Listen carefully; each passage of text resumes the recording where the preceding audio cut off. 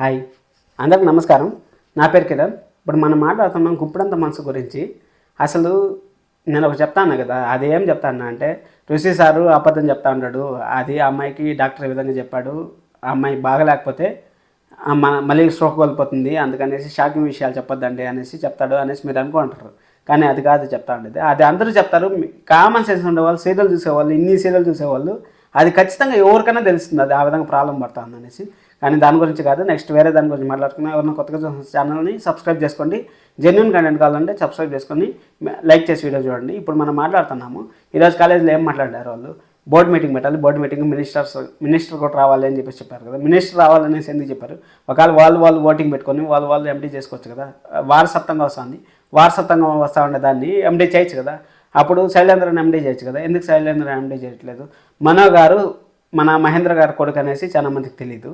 తెలియనప్పుడు ఏమవుతుందంటే, ఇప్పుడు మనో గారు ఎండీ కాలేరు, ఆ లెటర్ని దాచిపెట్టేశాడు.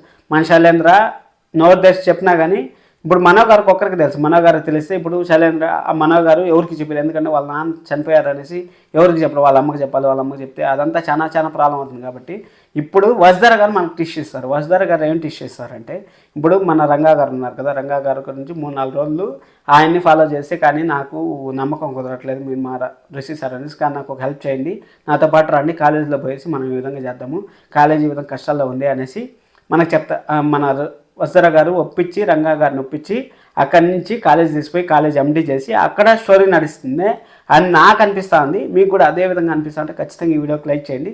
ఇలాంటి జెన్యున్ కంటెంట్ మళ్ళీ ఎందుకంటే చెప్తా ఉన్నాను, ఇప్పుడు మనకి ఈరోజు సారాంశం అదే ఉంది. ఎందుకంటే ఎన్ని రోజులు చూపిస్తారు చెప్పండి, దొంగతనంగా ఎన్ని రోజులు ఉంటుంది చెప్పండి, ఉండదు కదా. అందుకోసం అనేసి మన ఛానల్ని సబ్స్క్రైబ్ చేసుకోండి.